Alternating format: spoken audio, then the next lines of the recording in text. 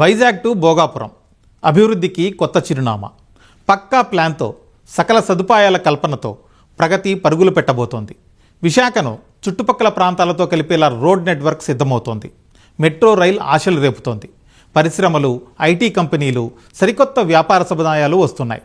మొత్తంగా విశాఖను ప్రపంచ దేశాలతో అనుసంధానించే భోగాపురం ఎయిర్పోర్ట్ ఉత్తరాంధ్ర అభివృద్ధికి ఊతమివ్వడం ఖాయం.